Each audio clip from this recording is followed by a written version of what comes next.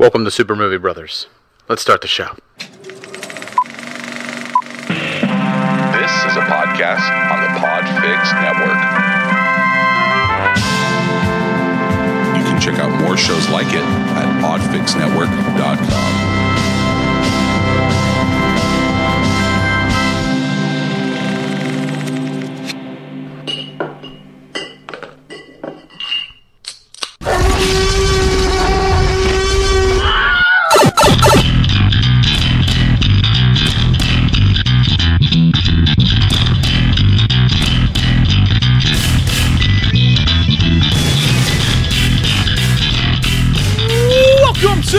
Super Movie Brothers, episode 151. What does that make it, Jay? 151. It makes it a palindrome. Oh, that's right. 151's the same forward as it is backwards, Jay. Yes. Yeah, exactly. You did that before. I have. Yes, you have. When it comes to palindromes. Hi, Dave. Hi, how's it going? Hi, everybody. It's been a while since I've recorded, so everything feels like a little fucking rusty. We kind of been fast and loose with our episodes and release schedule and stuff recently because just so much shit has been just hitting. You got Game of Thrones taking up my Sunday and then most of my Monday, and then I ponder a lot of what I digested on Sunday and Monday, and then I dive back in on Wednesday to watch it again, and it's been taking up a shit ton of my time, and it's still like the residuals of like Endgame. You know, I'm still looking forward to seeing that again in theaters. It's like I just had a threesome and I'm just fucking exhausted. It's insane. I'm reaching for the OJ to get my electrolytes back. But the media is on fire lately. Between at least for me, I've been following the 76ers basketball. We lost. Playoffs, we're out. So that was unfortunate. But at the same time, Game of Thrones is on fire. You mean a Philadelphia team didn't make it to the championship? Yeah, go figure. Yeah. I'm not used to that. Oh, I know. We're already and of course we went out in a horrible way. Yeah, we're already like on the downside of that. Terrible. Of that. We're at the point break.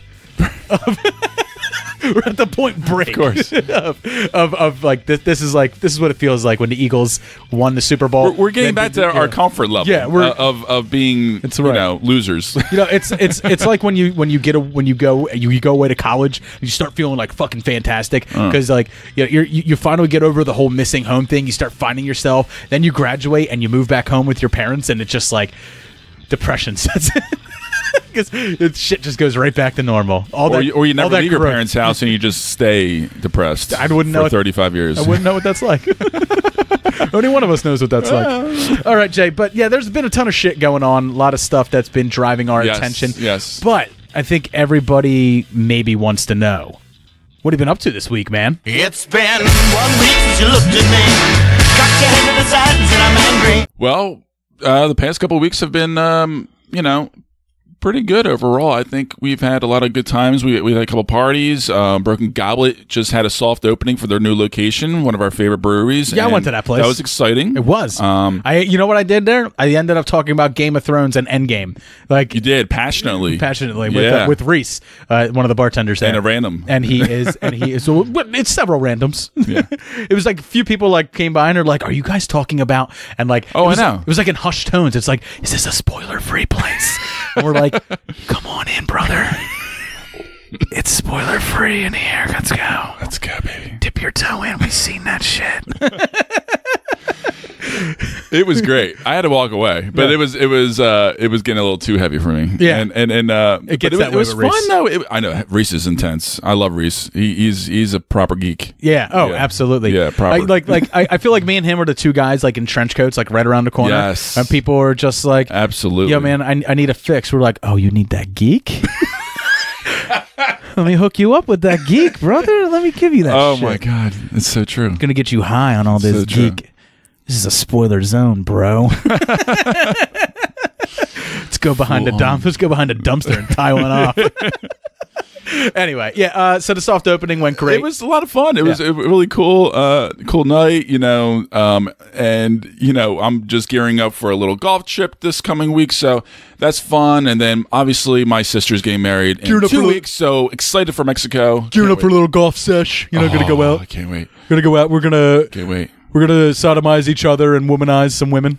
Yeah, it's going to be a lot of Corona lights and cigars and Yeah, you know, just guys and hopefully sneaking some bourbon. just before I go guys to being bed. guys, just wearing the color Yeah. salmon and Yeah. seersucker pants. Well, that's me mostly. Yeah, Yeah, I'll be exactly. pretty much the only one having the balls to pull that off. Just nothing says. I will bring out my fedora, my straw hat fedora. Of course you would. Nothing says like this is what a man looks This is like. the week when I go all out and go as flamboyant as I want. Because fuck it, where else you gonna pull? This it is off this at? is the picture of manhood. It is Jay in a salmon-colored polo with seersucker pants and a freaking straw hat fedora, drinking Corona Light, talking about what a man he is. Yeah. Pretty much. what it comes down Pretty to. much. That's me. Fair enough. My takeaway from the Broken Goblet soft opening was I got to meet your lady friend for the first time. You did. And I bonded with her the way I bond with everybody. I made fun of you. And that just reeled her right in. Oh yeah. I know. She told me a little bit about that. Yeah. Seem, you know. You are my polar bear. And I know John, like because my we other- break the ice. Yes. My buddy John, the same thing. It was him just busting on me. It's same way. It's the best way to do it. Right. Well, 'Cause- it's disarming, right? Yeah, Because now no one's putting you up on a pedestal. No, how can you? so we need that's what we need to do. Just in case she's putting you on a pedestal, we need to make sure that she's prepared. Ground her in reality. Yeah, we need to make sure she's prepared. Like, Right. and the way I did it was I was like, you disappeared for like 10 minutes and you were off talking to some random like 5'2" bald dude in a corner. Steve. Sure, why not? I see him at the gym once in a while. He's a good guy. Okay, so He's a good guy. so he's literally He's an irregular member. he's just barely below acquaintance. Like, you know his first name. What's his last name? I don't know. Yeah, is he worth 10 I bumped minutes of- into him in Lake Harmony though. Oh, good. He bought me shots of tequila. Great. He's all right in my book. Great. All right. He's in the book. I guess he gets invited to the wedding, and he'll be giving you your eulogy because God knows I can't do that. Oh yeah. So then I was like, how often does he do that? And she's like, do what? I was like, just fucking disappear and just go talk to random people that he doesn't even bother introducing you to. I haven't done that yet. And she was like, oh, he does that quite a bit. Well, no. He knows somebody everywhere. I do though. That's true. That is true. Yeah. I do. Every place that we've gone to, I know at least one person at that place. What you forgot is that even though she may be there while you're talking to that person, her eyes are staring off into space. She's not paying attention to a damn thing that you're saying or they're saying. And then she said, but she did get you back because she took you out with her brothers down the city where you were out of your element. She was in her element. She got to make you feel uncomfortable. And that's when I was like, I like you. Yeah. Yeah. And her freak flag flew a little bit. All right. And I saw her craziness a little bit. I got a little sneak preview of it. So I think we're on level playing field now. So it's all good. I like this girl. I'll fuck it up, you mook. Yeah. So I haven't done anything yet. Other than that, we did the Broken Goblet soft opening. That was a ton of fun. I mean, as far as like I did some adult shit again. Like, our bed was falling apart, and not like because like we do fun freaky stuff in the bed or anything like that. Like, we just bought a shitty It's bed. because you built it. No, we bought a shitty Wayfair bed that was just like mostly. Oh, you built the headboard. Yeah, That's right. I built the headboard, Right. mostly plywood and stuff like that. And I guess just over the years of my fat ass getting in and out of bed, like, it was just falling apart. Or Lucas fat ass. Or whatever, so we got a bed, and we got like a fucking super cheap like wireframe bed because I was like, we're just gonna break this one anyway. Like, mattress is still solid, bed itself fucked. So we redid our bedroom, and I built some shelves to go in the bedroom and stuff, and I just did some adult shit, Nice. Every now and then it feels nice to be. Yeah, and we'll be doing productive. your deck soon, probably in a couple of weeks. Maybe. If it ever gets We'll see. around to it. If the rain ever stops. Well, fuck. Yeah. So everybody, we're in the Philadelphia area, and this spring has been a plentiful of moisture. It's been raining, I swear, the majority of the springtime. Now, it's very lush, it's very pretty, but for fuck's sake, it's just constantly raining. Yeah. So It never hopefully it brightens up, at least for my golf trip. Anyway, You laughed too hard at your own joke right there. Well, you're just as I do. You're really trying to oversell it. You really want this to be a fun time for people. Trying. Yeah, Trying. So yeah, other than that, I've been getting down to playing a lot of Mortal Kombat 11. So Mortal Kombat 11, yes. the video game came out about like 2 weeks ago. I picked it up the week it came out, and I've just been playing through it, played through the story mode, and that didn't make a fuck bit of sense at all. And I've played like none of them. You're not playing Mortal Kombat for the fucking story, right? Like you're not engrossed in like what's going on with Shao Kahn and Kodo Kang and all these other fucking people that are in it, and all the names just feel weird and stupid to you, and it doesn't matter. Keep it simple. Yeah, because Johnny Cage, Mortal Kombat 1. Yeah, Johnny Cage is still fucking hilarious in the story and stuff like that. Love his character, but other than that, like it's just fun to get in there, learn new moves, rip people apart in just absolutely disgusting, horrible ways, and I had a lot of fun doing that. So it made me want to go back to my Sega Genesis, and I was playing Mortal Kombat 1, like the OG Sega Genesis, like where it gets to the story screen and you have to hit ABACABB to put the blood code in, right? And then like I'm playing and I was like, man, do I still remember Sub-Zero's fatality? And then it's like down, forward, down, punch, and like boom, and like I ripped the dude's skull, I ripped the dude's head off and stuff. I was like, you still got it, you son of a bitch. Oh yeah. When we played that last fall, that was frustrating because I used to be good at that game and I could not remember anything. So that you were destroying me. That gave me the thought that I was like, you know what? I have not seen the Mortal Kombat movie from 1995 in a while, and I was like, I think it deserves. Neither have I. Yeah. I think it deserves us to go take a look back at it. Oh. So I gave us each a movie homework, and I'm like, we are watching Mortal Kombat, and we're gonna discuss it a little bit, and then we're gonna do something a little bit special at the end there, and we're gonna see if we can modernize it, because something came out in our news feed this week that kind of also goes right along with Mortal. It's a very Mortal Kombat type time. Yes, and this episode will be Mortal Kombat heavy. People are all frustrated with the government, so there's nothing more fun than like, I'm fucking frustrated, I'm angry. I'm all about it. Right, I'm an angry white American man. Look, nothing's going my way. The 90s is back, baby. The 90s is back. Yeah, absolutely. All its glory. So we're going to be doing that. But before we do that, Jay, let's get into what are you watching? What are you watching? What are we watching? I think he's trying to watch some illegal channel. Always watching. No, go past this part. In fact, never play this again.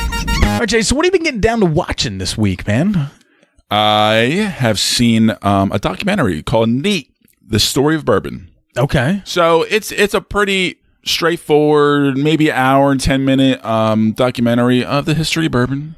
Okay. Nothing overly new that I didn't already know beforehand. I think I've seen a couple. Because you're such a fucking sophisticated connoisseur that you are. Somewhat. Yeah.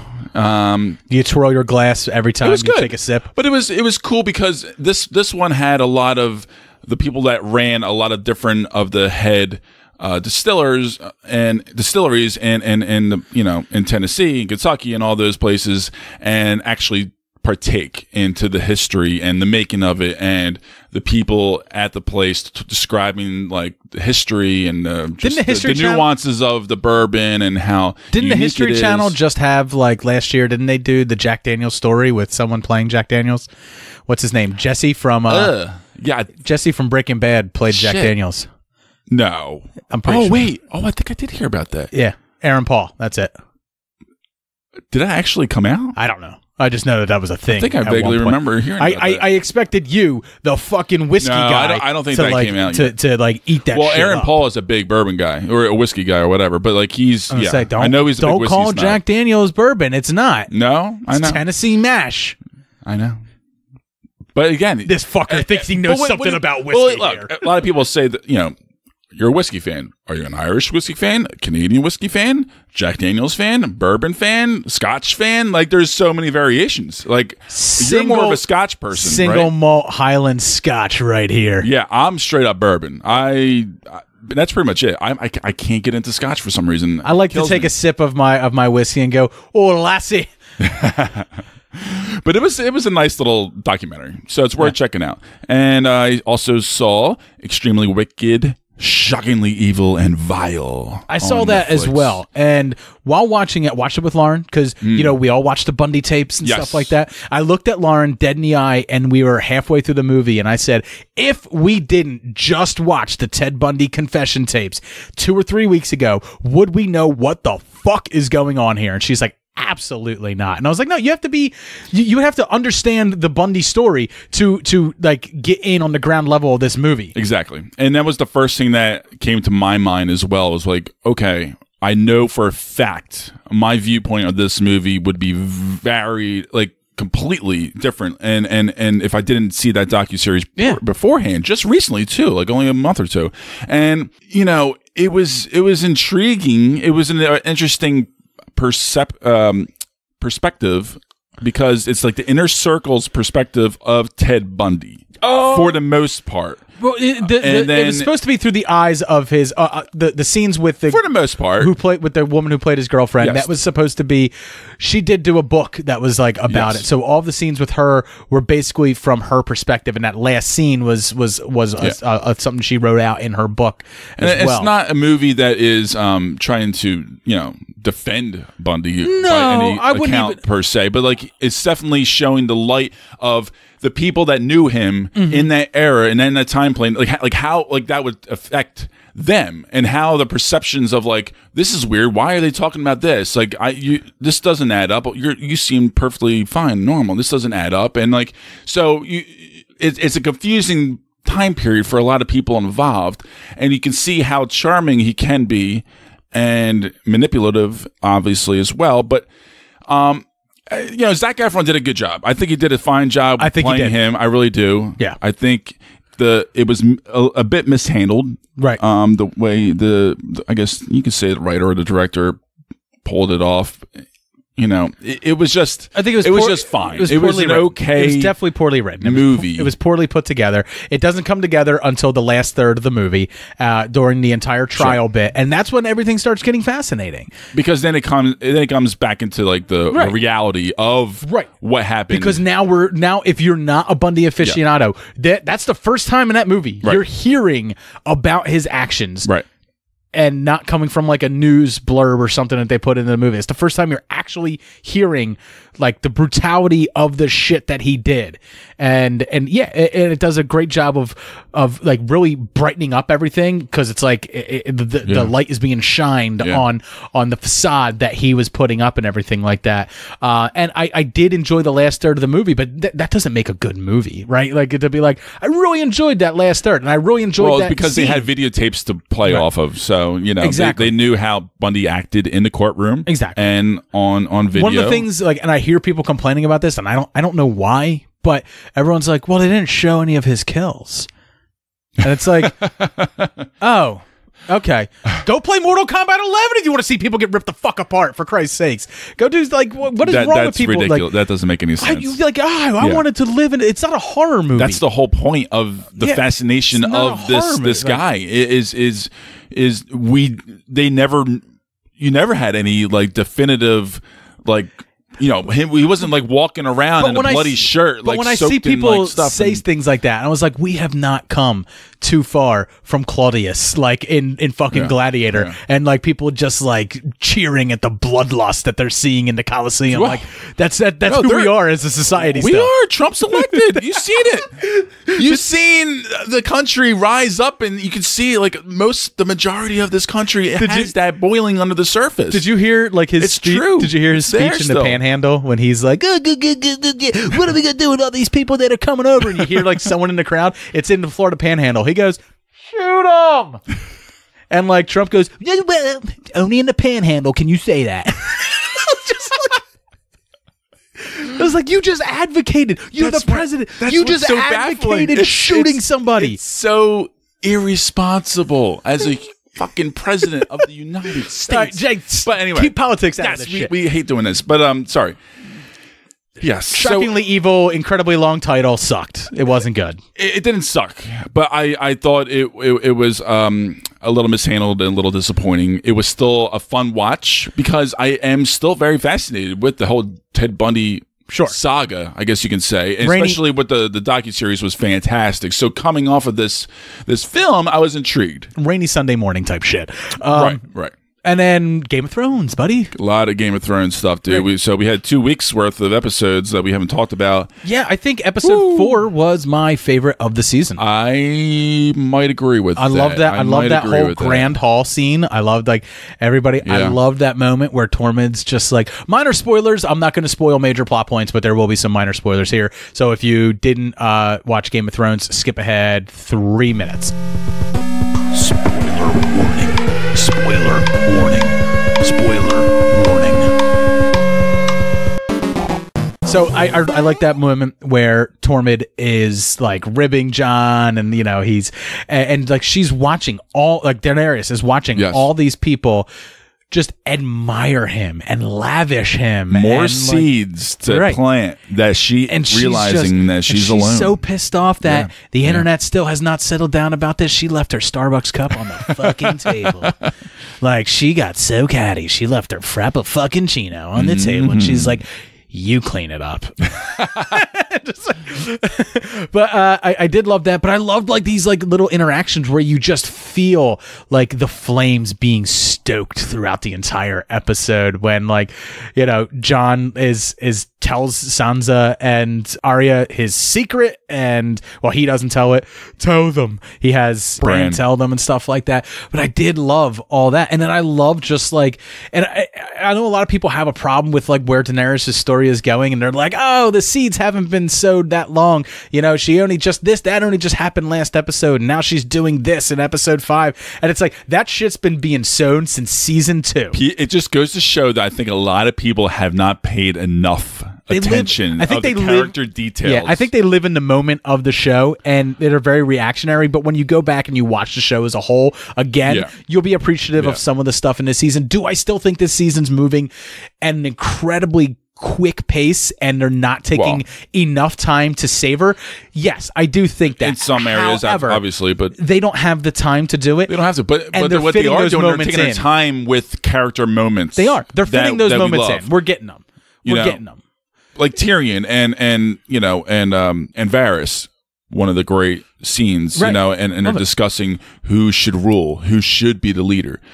And, you know, it's an interesting conversation between them, because I love the wine sipping politic talk, you know, behind closed doors. I love those scenes, and it's one of my favorites in Game of Thrones, and we got a lot of that, and it was really good. Yeah, there's a lot of people, I didn't like how Jaime ended. Like, I don't like what they did with Jaime. He was on a redemptive arc and all this stuff. And it's like... And he did. You're right. I still think he redeemed himself. But he still did it. But he knew what was happening and what was going to happen. And he knew that was his baby inside of Cersei. Yeah, exactly. So his... lifelong instinct was to return back. We won't spoil, but you know, with the things that happen, like people are just upset that he left Brienne, and it's like, you're upset that he left Brienne because you like the character of Brienne and you like the idea of Jaime Lannister becoming the good guy. But does the few good deeds he's done outweigh the monstrous things? He popped her cherry. That's a good deed. She needed to get it done. She needed vitamin D, man. It's been fucking cloudy for years.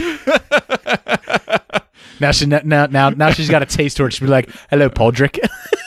Go here, Pod. Probably.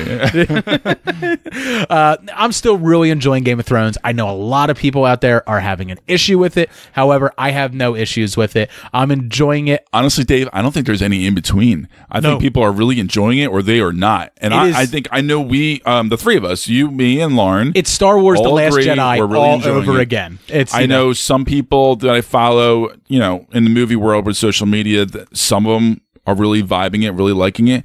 Some not so much, and you know, it's I see their perspective, but at the same time, I'm like, no matter what, do you really understand the show? Like, it makes sense. No matter what, you can always just say that it is still just as gorgeously filmed, just as cinematic, and and just as well directed as it's always been. Say what you want about the writing and stuff like that, but it's looked the best it's ever looked this past season. It looks fucking phenomenal.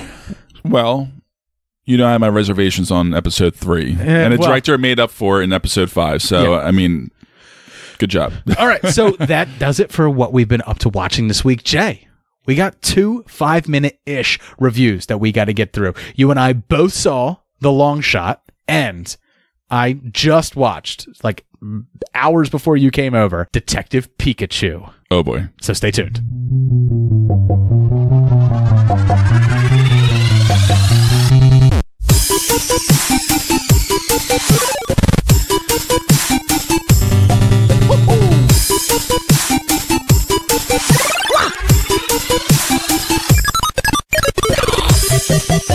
All right, Jay, we got 2 5-minute-ish reviews to get through. We're going to do our best to keep these at 5 minutes-ish because we got so much more show to go. We do. Let's get started with the long shot.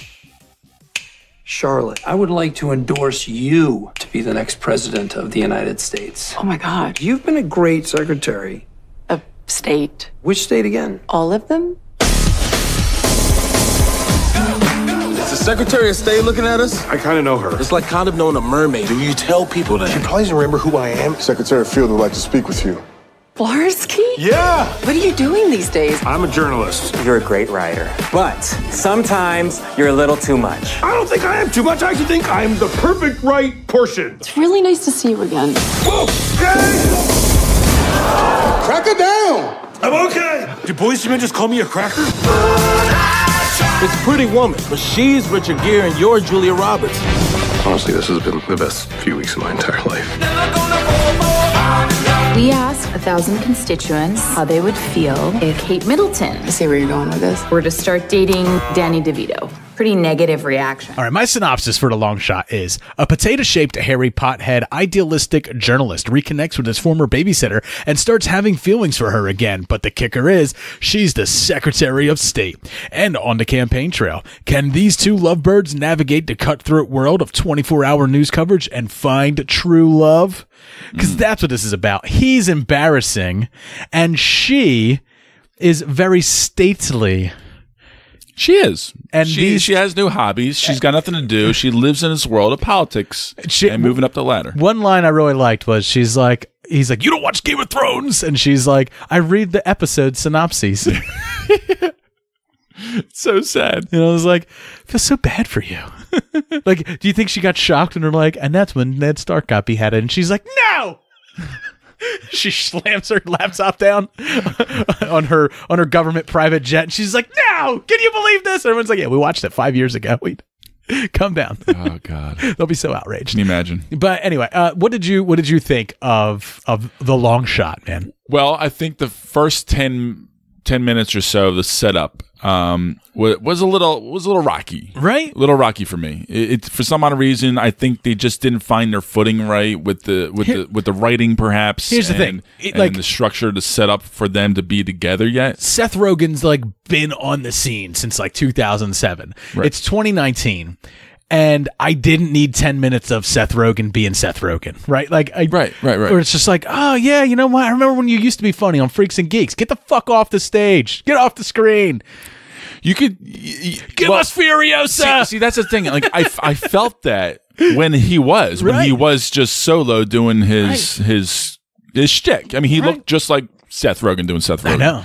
And the character sort I'm going to get a tattoo. I'm going to get right. The character catered towards that, in the beginning at least. And then even with Charlize, she's very wooden. She knows exactly what she's doing. Right. And he knew when the meet cute happens that they grew up with each other, and she was a couple years older. His babysitter. They lived right next to each other, and they had this great 90s nostalgia flair, Boys to Men and different kind of things like that, which I really loved. Back again. Loved it because I'm a big Boys to Men fan. Everyone is from Philadelphia. Come on, it's Philadelphia. Come on, forget about it. We're all Boys to Men fans. But by the time they're together, I could not believe it. This is one of the best chemistry moments of a coupling that I did not expect in quite some time.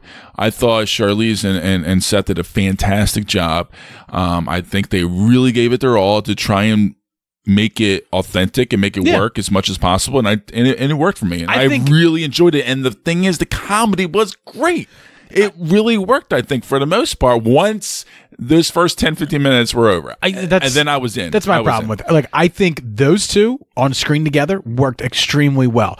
Whitney Cummings, every 5 minutes coming in to continuously put him down and bash him and bash everything that's going on in the movie, got exhausting. It got a little fucking exhausting. It was a little much in the beginning. Yeah. It was a lot of it, to be honest. Alexander Skarsgård, though, as the Canadian Prime Minister, he had fun with it. He had fun with that role. When I was watching him and he's talking about his real laugh and his fake laugh, and I was just like, oh my God, I now know why Jay laughs the way he laughs.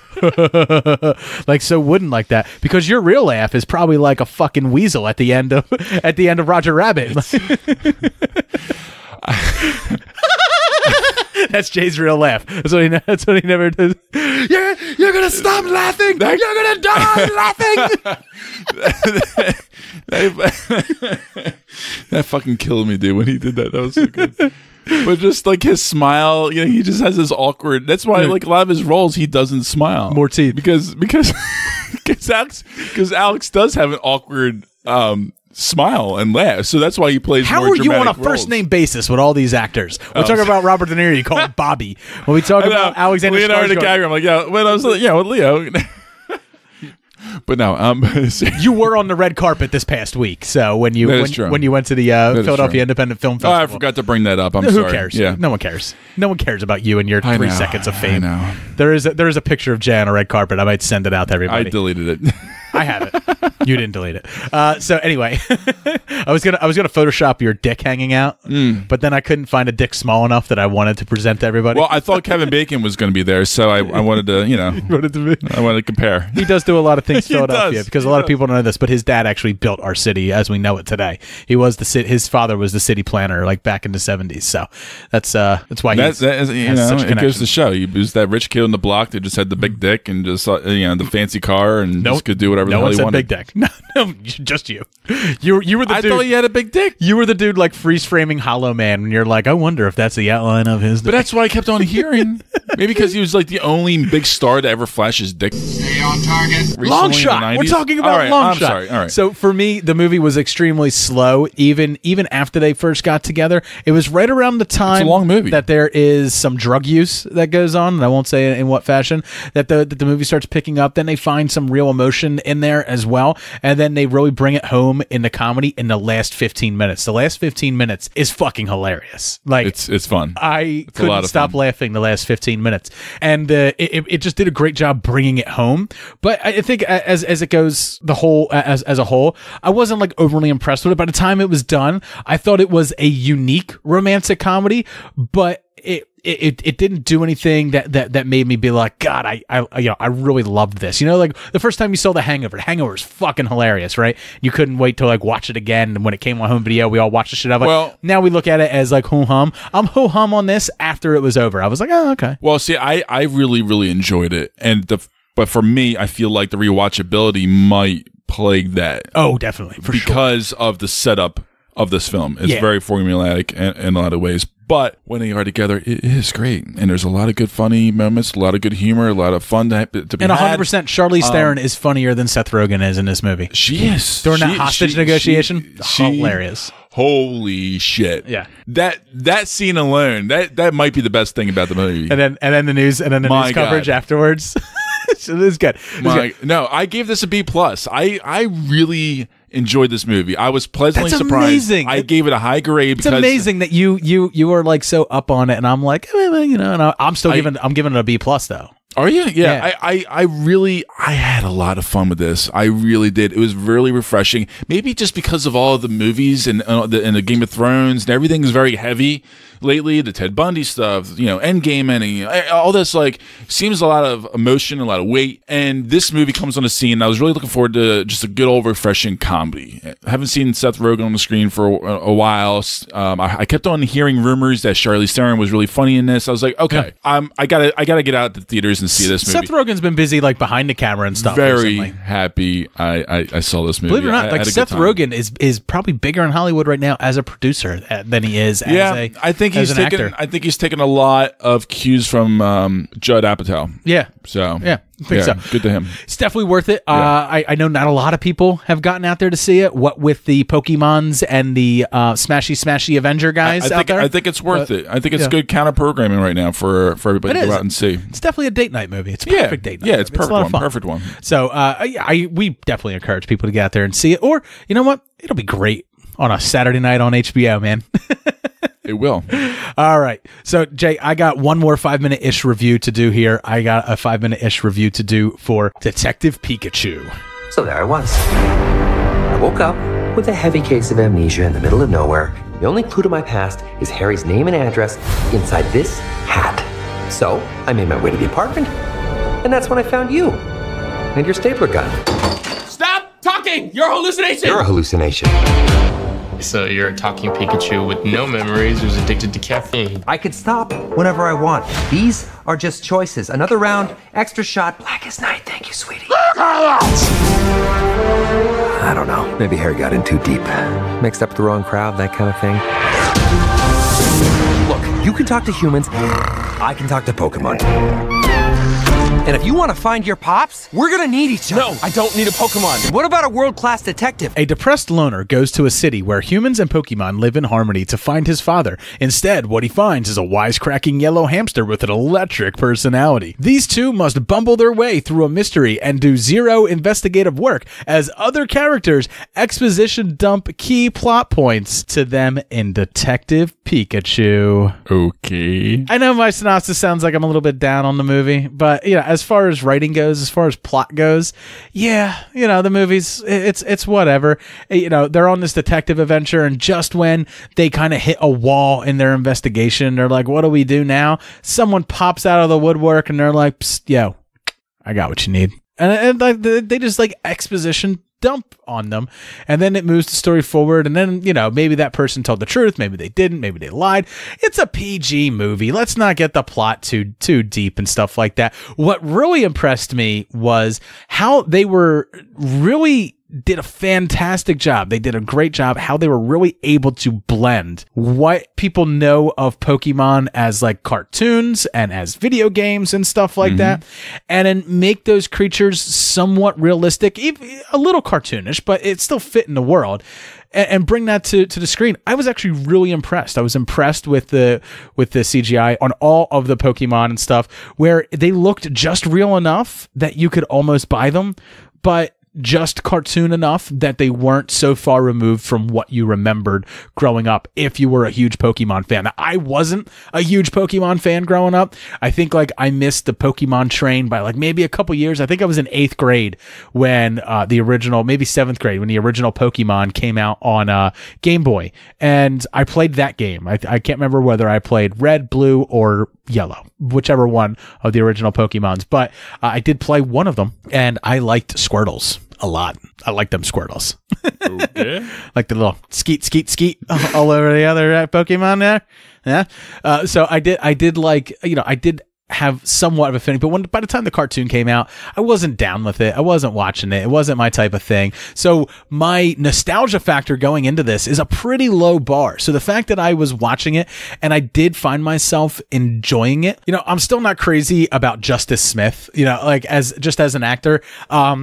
He's whatever. I think he just hasn't found that role for him yet that really breaks him out, and this isn't it here either, and I'm not even sure if this is going to start a franchise. It did make $54 million this weekend, which is absolutely fantastic, but its budget was reportedly $150 million. So we'll see whether it makes its money back in the US. It still has some international releases to go, but the supporting cast, you got Billy Nye in here, and you got Ken Watanabe in here as well, and they are so underused for the really fine actors that they are. The whole reason to go see this movie is if you're a Ryan Reynolds fan and you just want to hear Ryan Reynolds do his shtick for 2 hours. And that's worth it for you. Or if you are a big nostalgic fan of Pokemon. So you actually think that Pokemon fans will enjoy this movie? 100%. If you're a Pokemon fan, this is a feast for your eyes, because everywhere you fucking look is a new Pokemon that you likely had a trading card for or once captured with your Pokeball, or if you're a Pokemon Go fan, even like, you're seeing these things on your phone, on your I have maps. a couple of kids at work that are obsessed. Yeah, so it's worth it for those people. And I'm not saying it's not worth it for anybody else. I do think the plot is pretty garbage, but I do really like Ryan Reynolds and Pikachu, and I do like the relationship that they build between him and Justice Smith's character. I liked it. So there's things to like. I just wasn't, by the time it was done, I while I was satisfied with its resolution, I really thought the climax of the film was done really well as well. When I stepped back and I looked at it as a whole, I was just like, yeah, it was almost overly plotty in a way for a PG movie. And I'm not sure if that's going to resonate with kids so much, but I think the kids that are fans, they'll get them into seats. It might hurt the rewatchability though. Yeah, I don't review a movie the first time out on its rewatchability. Like I look at it. Well, I'm talking about like box office wise, But it's just all right. It's just all right. It is the highest grossing video game movie of all time. Oh jeez. It's not the best though, because we will be talking about Mortal Kombat a little bit. That's still the best. Goddamn right. But it's pretty serviceable, and I don't want to hate on it too much because I did find myself. It's not your place, almost. No, right? It's just one of those things. But I did get a lot of enjoyment out of it, especially that Mr. Mime scene, which we got a good amount of it in the trailer. But the stuff they add is pretty good, and like I said, I go along with Ryan Reynolds, and I do like his shtick, so it worked for me here. I'd be giving it like a B-. It's a solid B-. It's if you got the kids and they're into the Pokemons, take them. Let them go see it. Usually I'm into like a lot of like nerdy shit, and it's just one realm I never broke into. I have a niece, Kylie, who she loves Pokemon, and from what I heard, she went and saw this and loved it. She's a huge Pokemon fan. Makes sense. Yeah. So okay, I wouldn't be surprised if you're giving it a B-. I'm sure the Pokemon fans are giving it at least an A-. So if you and making $58 million in its opening weekend. Yeah, I didn't hear that. That's crazy. That's good. It's good. That's some good bank. Avengers right made $63 million. I know. Avengers made 63. It's still Avengers 3 weeks in, still beating the newest movie that came out this week. Yeah. But I think its international audience will probably start raking in the money as well. Pokemon huge in Japan, so I think those international ducats will probably lift it up. I wouldn't be surprised if you saw more Pokemon sequels spinning out from this. I would think that there will be, especially with that opening weekend. I know the international do well, probably. And we know that Warner Brothers wants this to happen because the Harry Potters, Pokemon fans are not intense. doing so. I know. And they're out there. So, this could be a viable series for Ryan Reynolds, and it's easy money for him. Absolutely. Jay. Yes. We got to do a trailer park. It's been a little while since we've done a trailer park, but we did have 2 trailers that dropped during our little hiatus. One of them is an MCU movie, and the other one is for It Chapter 2, baby. which I'm actually it's a big one. Way more excited for. He's out here living for God, and you just... Let Poetics explain. Poetics, bring the drums in. Cut the beat and let the music play. No trailer park, shout out to Dave and Jay. I don't serve, but there's a newer wave. We've been on since trust God saved the right style. I don't want to flow until I know that the bass drop. All right, Jay, let's kick this trailer park off with the It Chapter 2 trailer. I was always Daddy's little girl. What about you? Are you still his little girl, Beverly? Are you?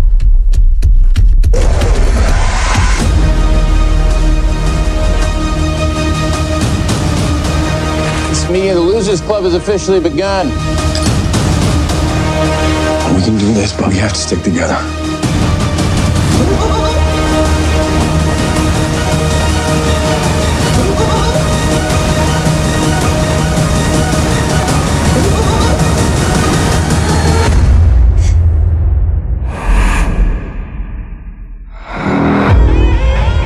Hello.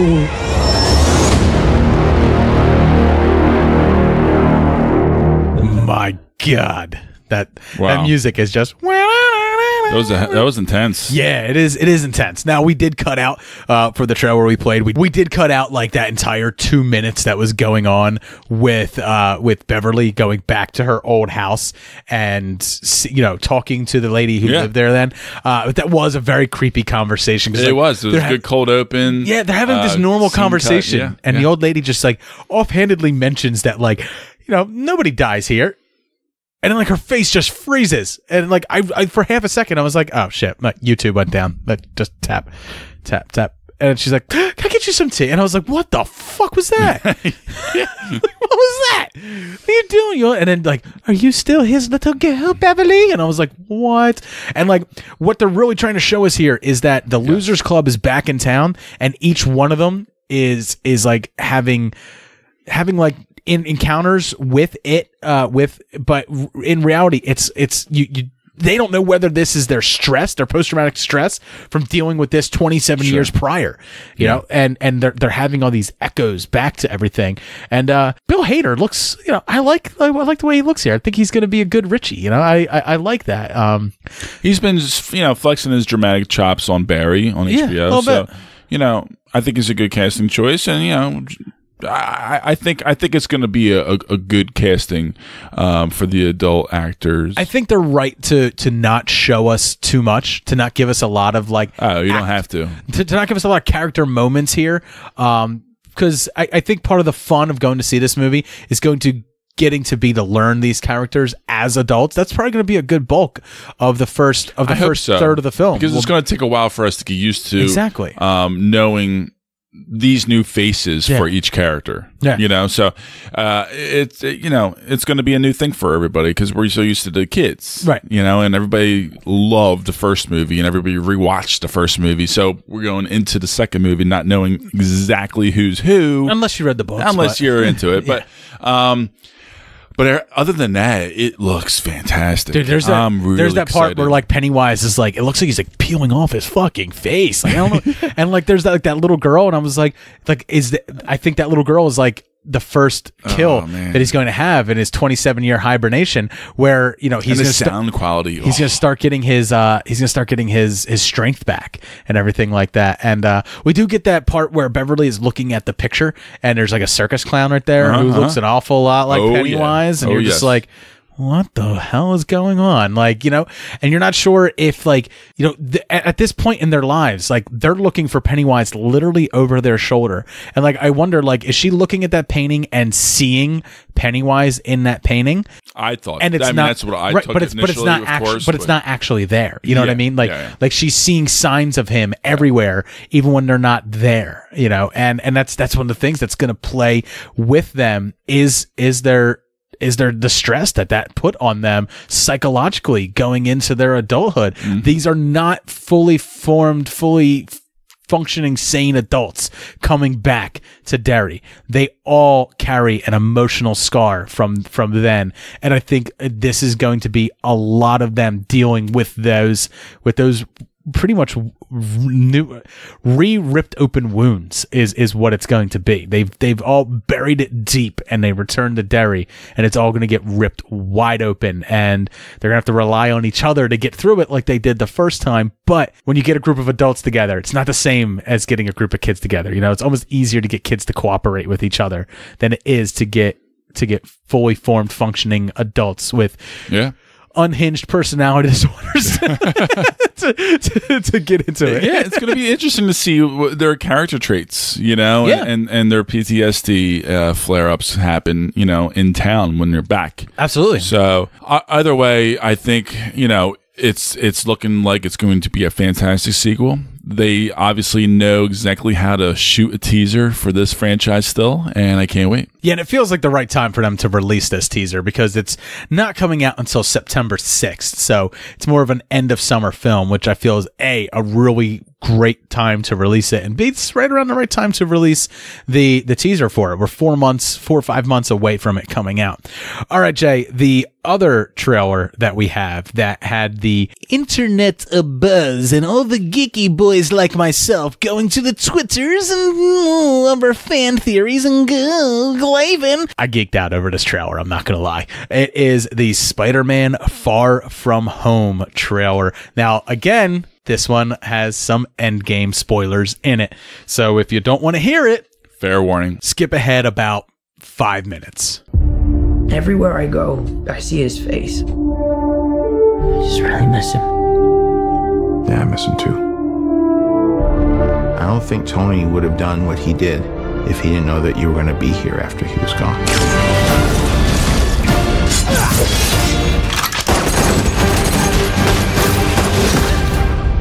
You gonna be the next Iron Man now? Well, no, I don't have time. I'm too busy doing your jobs. What? I'm kidding. Look, keep up the good work. Because I am going on vacation. Heads up, Nick Fury's calling you. I don't really want to talk to Nick Answer Fury. the phone. Why? Because if you don't talk to him, then I have to talk to him. I don't want to talk to him. You sent Nick Fury to voicemail? I gotta go. You do not ghost Nick Fury. You're a very difficult person to contact, Spider-Man. This is Mr. Beck. We could have used someone like you on my world. Your world? Beck is from Earth, just not ours. The snap tore a hole in our dimension. You're saying there's a multiverse? We have a job to do, and you're coming with us. What about Thor? Off-world. Captain Marvel? Unavailable. But I'm just a friendly neighborhood Spider-Man. Bitch, please, you've been to space. Saving the world requires sacrifice. Sometimes people die. The world needs the next Iron Man. You going to step up or not?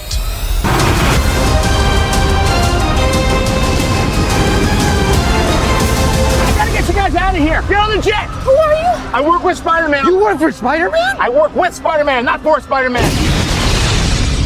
New plan. Oh, poor Happy Hogan. Just always living in the shadow of someone Love else. John Favreau. Yep. So obviously there's a lot to digest that what just went on in that trailer. But some of the main points, Spider-Man's worried about living up to the legacy of Iron Man. I wonder if they're putting a little bit too much importance on that.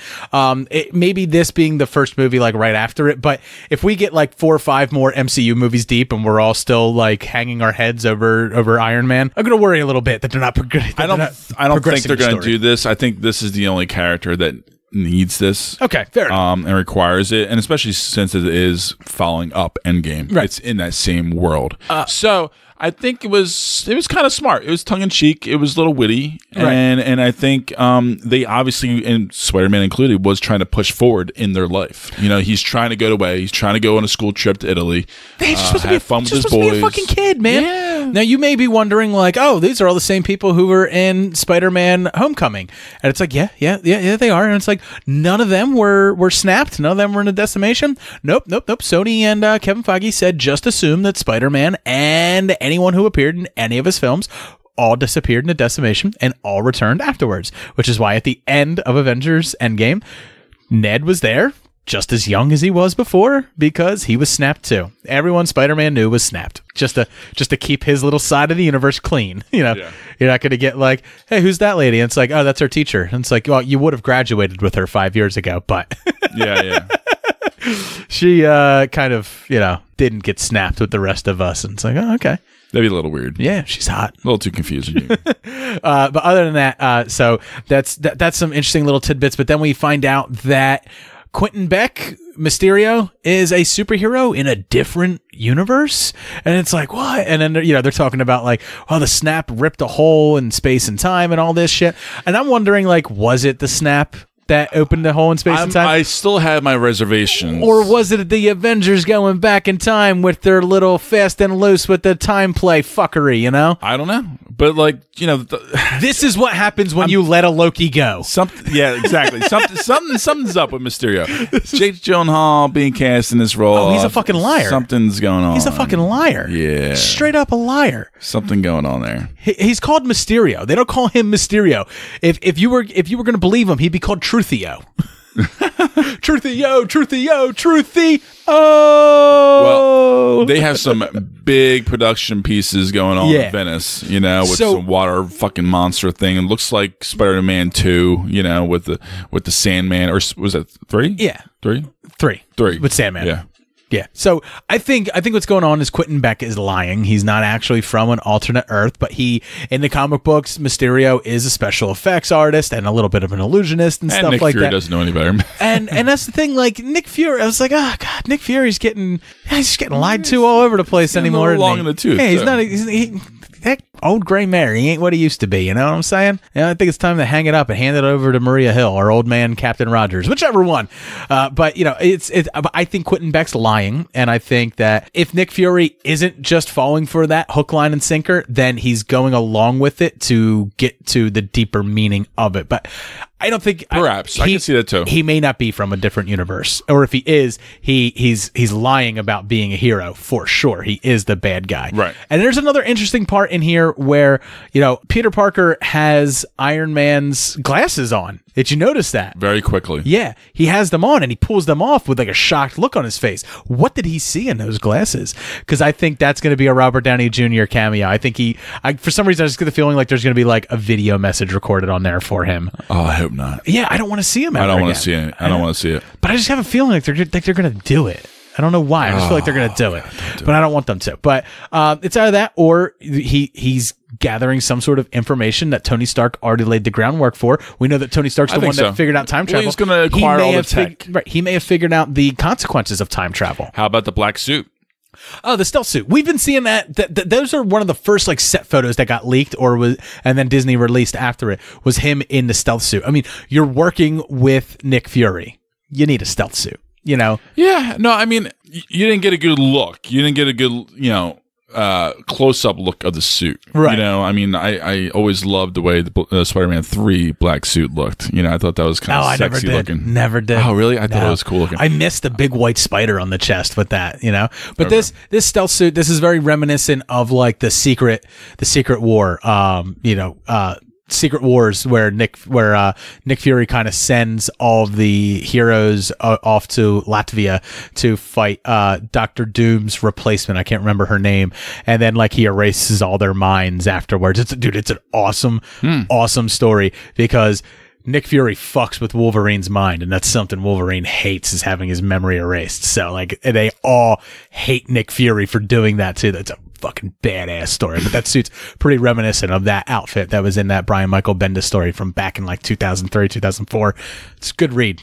If you read, I'd tell you to read it. But so there's a lot of interesting things that are going on here. Yes.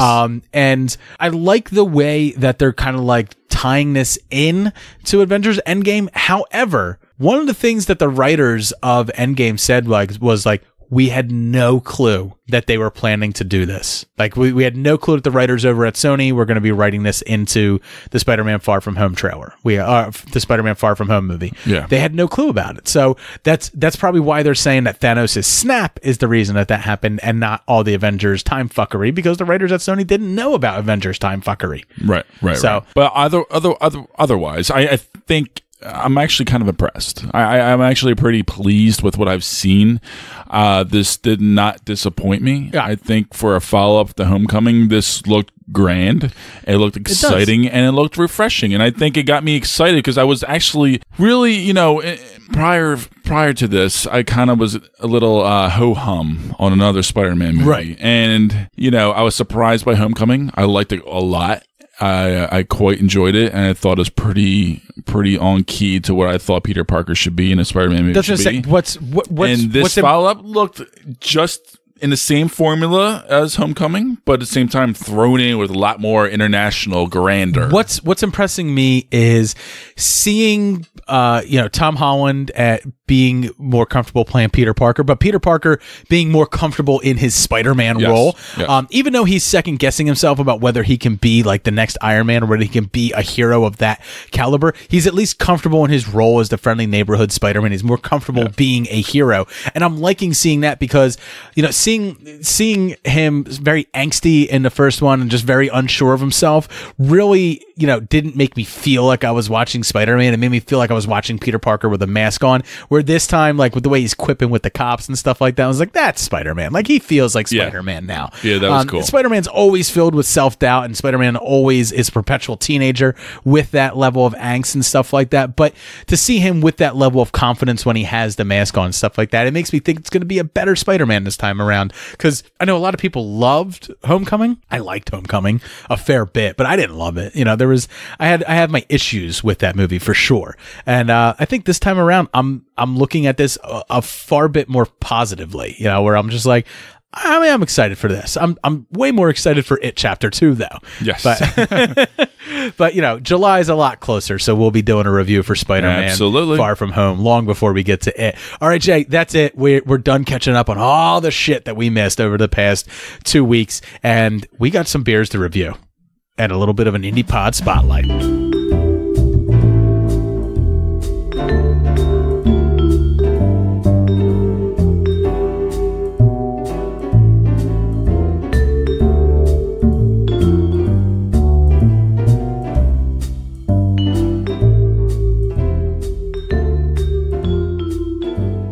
Welcome back to the beer segment. Me and Jay got 2 beers that we are going to be reviewing for you, but before we do that, we got to drop a line to our sponsor, Blowfish. Blowfish is the only FDA-approved hangover cure.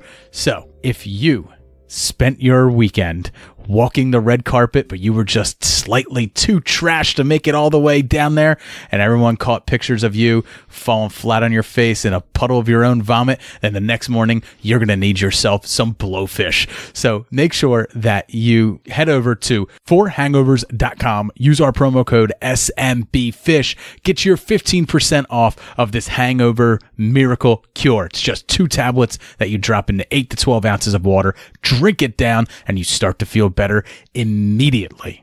Super Movie Brothers is also brought to you by the Podcoin app. Podcoin is a new podcasting app that is available on iOS and Android. You can check out all your favorite podcasts on the Podcoin app, and you can start earning a little bit for all that hardcore podcast listening that you're doing. So make sure that you download the Podcoin app and listen to Super Movie Bros and all your favorite podcasts there. It's worth it.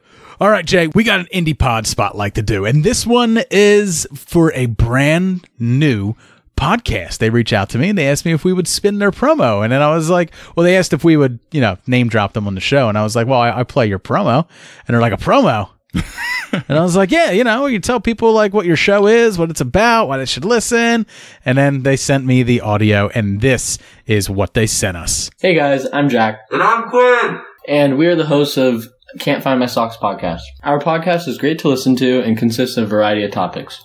We post a random episode between Monday and Wednesday, a sports podcast on Friday, and another episode on the weekend. We are a family-friendly podcast that you can enjoy with anybody you want. You can listen at home, in the car, and at your job, even if you're really bored. Tune in to our next episode, and we will see you guys later. Yark. Safe for work, family-friendly show. And obviously very young. Yeah. So I hesitate to think, like, do they actually listen to Super Movie Bros? Like, are you listening to us? Because we are the not safe for work. Sometimes we talk about movies. One of us talks a little bit too much. The other one people wish would never talk at all. And we are not the same person, even. Right. Yeah, their promo sounds like if I started a podcast. Yeah, exactly. But I tried to do a promo. But that is how podcasts, how a lot of podcasts That's how it start. is in the beginning. So, look, I was telling Dave, I'm sure that we had a variation of that to some degree, but just the flip side, too much energy. Yeah. Right. No, but I mean, I did want to really play it because I do want people to support indie pods. I want people to go out there, give them a shot. They can only get better if people start to listen to them. So yeah, and they sound genuine. They're trying. You got to give them the benefit of the doubt. I gave their first episode a listen to. It's about the NFL draft. So they did release one That's on cool. May 3rd. A lot of people are interested draft. in that. So I gave it a listen. Yeah. They do have some funny stuff. They are funny. So I definitely encourage everybody to check out Can't Find My Socks. And if you enjoy them, leave them a 5-star review. help them grow their podcast. And when you go over and if you leave them a 5-star review, remember to leave us a 5-star review as well. That's the only way Super Movie Bros can continue to grow. It's the only way we can start topping them charts. All right, Jay, we got 2 beers that we're going to be reviewing. Look out, Joe Rogan. Yeah, not going to happen. So what beer do you have that you're going to be reviewing for everyone this week? I have Cigar City Brewing's Tobacco Red Ale. No, that's not you adding like little... Tobacco? Yeah, you're not adding like color. It's a very weird... Yeah, no, that's the way it's spelled. Tocbaga. Yeah, which is the way I imagine you would spell tobacco if someone asked you to spell it out. I'll tell you what, because it is 7.2 alcohol by volume, and you definitely taste that alcohol flavor. It is a weird color. It's it looks like a dark... Yeah, it looks like homeless reddish man... or auburn kind of color to it. Yeah, it looks like a homeless man's bathwater. Like that's what it looks like. It's got a lot of heavy malts to it, and you winced a little bit when you first drank it. It packs a punch with the flavor. The flavor is a little heavy, and I think in more sips it's going to go down a little bit more nicer. But the first sip is a lot of flavors and a lot of alcohol content going down your throat. So it's funny. It's not the best beer. Women said the same thing about your penis. There's a lot of Dave, I literally just bought pineapple juice. It's just I just started dating a girl, and I'm like, all right, it's kind of a serious thing, maybe. So I got to start like sprucing up my spunk. How about you just be a gentleman? You don't make her swallow it. Well, I mean, it only happened one time so far. So, and then she was like, you know what? The first taste was a little bitter. Shit and spit. Hey, I mean, But I remember we had a conversation about this like a month or two ago or something, and then and it dawned on me when I was at the grocery store. I'm like, you know what? They're probably cheap. I'm just gonna get one of those little fucking cans of pineapple juice, and just every other day just throw one back. You know, just kind of keep it in the rotation. Sure, just why not? Try to keep it going. It's a good source of vitamin C. It's something. It's something. You know what? It's a good thing. It's healthy for your body, but you're doing it for nefarious reasons, sir. Oh, well.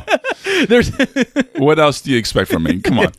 I'm going to give this a 2.75. Yeah. All right, well, fair enough.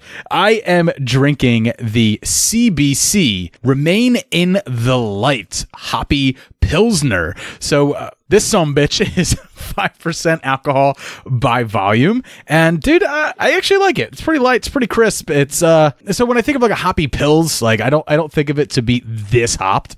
Like this is practically just a pale ale, is what it comes down to. But it's delicious. It's well balanced. We talked about that before on a previous review of a Pilsner being a little too hoppy, and that I imagine this is what your cum will taste like after you have pineapple juice. Well, you were saying that everybody's tarnishing the categories of beers sometimes, especially Pilsners, because everything is very hop.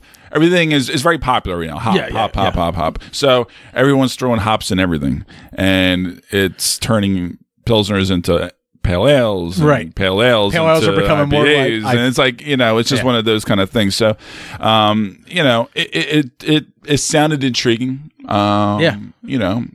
I mean, maybe I'll try it maybe later on, but we'll see. But what do you think? 3.75. Oh, okay. Yeah, it's not that bad. It's not bad, huh? Yeah, you could choke a few of these back. It's a good summer sipper. It's not an easy summer sipper. Yeah, all right, okay. Don't bring that back.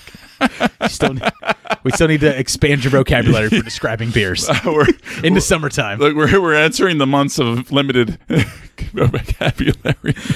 All right, so coming up next, me and Jay will be doing our look back at the Mortal Kombat movie from 1995. And at the end, we are going to recast the characters with today's modern actors. So stay tuned. Round 1, fight! Get over here! Finish him! Your soul is mine. Fatality!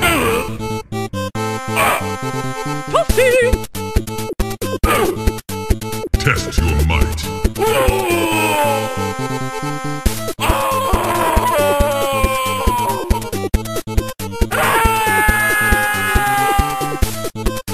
Come here!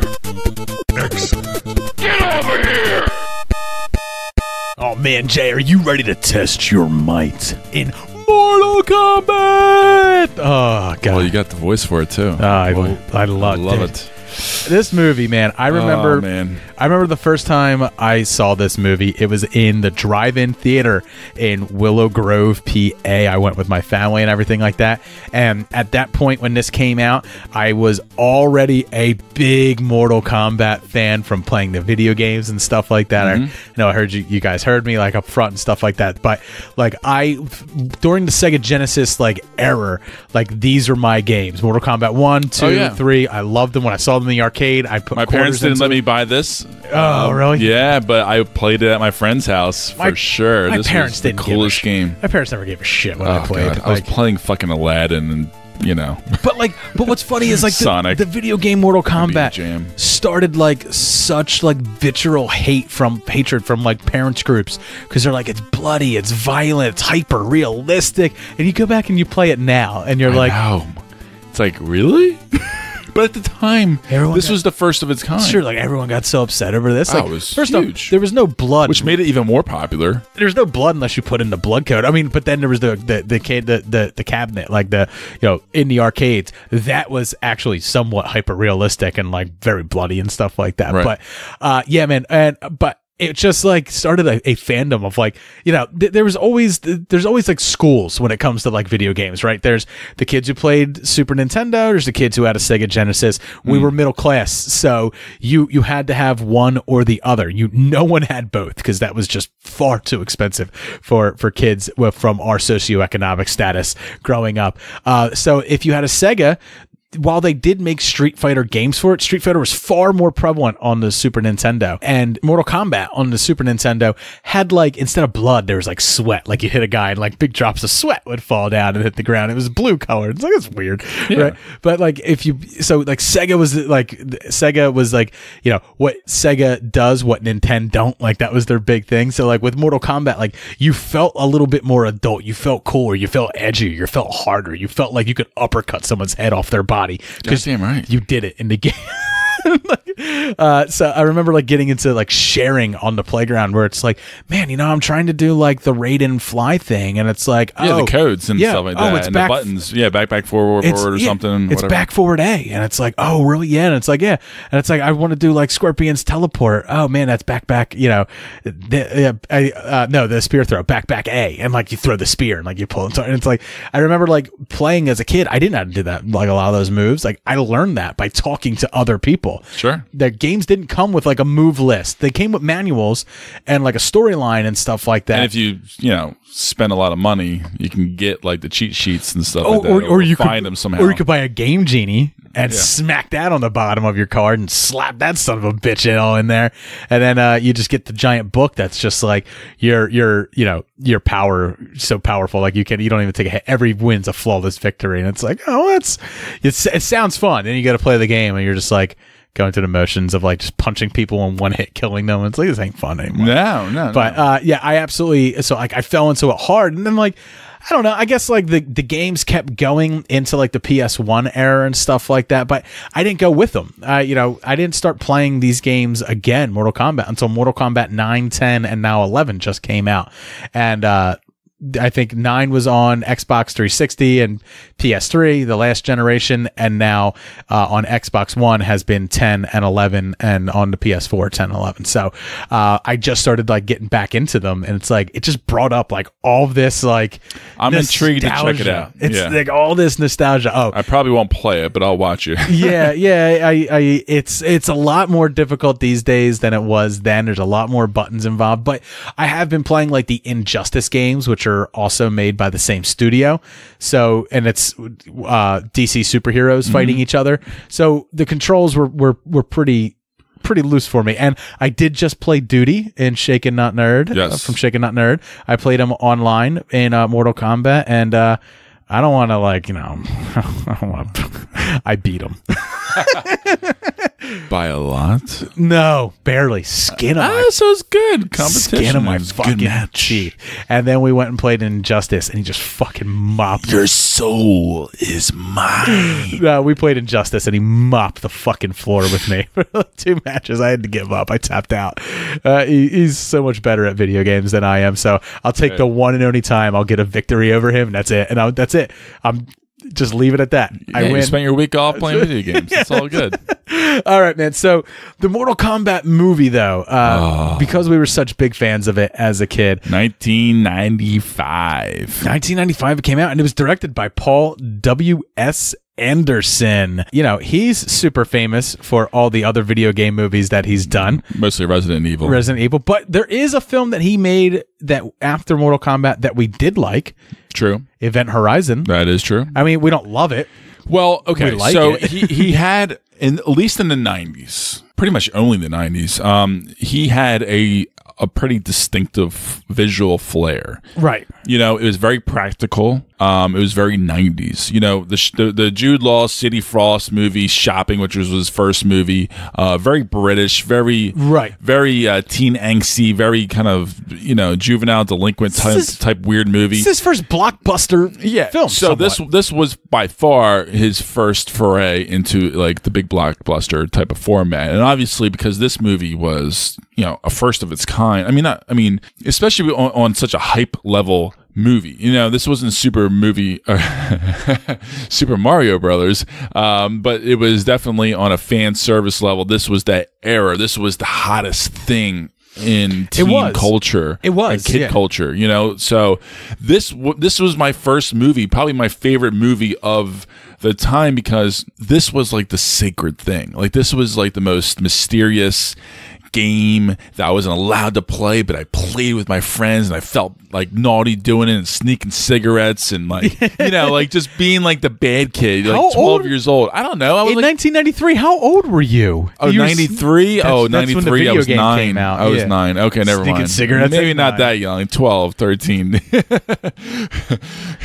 On the cusp of that. But like, no. But it was, but that, yeah, this was like that time, and I felt really, you know, it was cool. It just felt exciting, and it felt very masculine. It really did. And something new. So when this movie came out, I was just, I think I grew my first nut hair like playing Mortal Kombat. You know, it's just like I got just a little bit manlier, and like I'm sitting there and like where I'm just like flawless victory. My voice started cracking. Puberty set in because I just did a fatality. I am a man now. So the story of Mortal Kombat. Yes. Is that, and they don't really tell you this much in the movie, but the way it works is there's like 7 different realms, and for any time a realm wants to conquer another realm, it has to challenge it to Mortal Kombat, and it must beat it 10 times. 10 times, right? 10 times. And they've won 9 times, and this will be the 10th time. That's right. And so it's a big thing. They need to win this. Absolutely. And there is Liu Kang's brother, who in this, I believe they call him Shang, but in the original, in the video game, it was actually Kung Lao, who was the fighter who failed to beat Shang Tsung in the 9th tournament. So the God of Thunder, the God of Lightning, Raiden, played by Christopher Lambert of Highlander fame. Here we are, born to be He had fun with this. We're the princes of the universe. There could be only one, Jay. Only you. Yeah, no, Freddie Mercury. Freddie Mercury's the only one who can sing that song. Yes. And he recruits Liu Kang, played by Robin Shao, Johnny Cage, played by Lyndon Ashby, and Sonya Blade, who's played by Bridget Wilson Sampras. And they are going up against Shang Tsung, who is one of my favorite actors of this day. His name is Cary Tagawa, and he actually is in Mortal Kombat 11 playing Shang Tsung, except he looks like he does now, not what he did then when he was much younger. And man, he was such a good bad guy in this movie. Like just watching it, like a perfect video game bad guy. Perfect. So Raiden pretty much orchestrates some events to get these 3 characters onto a ship that is bound for Outworld, where they will compete in the tournament of Mortal Kombat. And along the way, Johnny Cage, Liu Kang, and Sonya Blade run afoul of the ninjas, Sub-Zero and Scorpion, who have their own backstories, which we can't get into here because it's far too deep, far too convoluted. Just play the video games. I mean, you may piece it together by that, or just look up a wiki. That's what I had to do. And they get to Mortal Kombat and they must face down all these baddies, and the biggest baddie of them all. And I gotta say, watching it the other night, I still think the practical effects for Goro hold up pretty well. Like when I was watching it, I was like, that's not bad. A movie with an $18 million budget, like. Right, $6 million of those dollars is right there in Goro in Goro alone, and I was pretty impressed with that. But what I was most impressed at this movie, it's not the story because that's barely there. It's not the acting because that is also super not even there.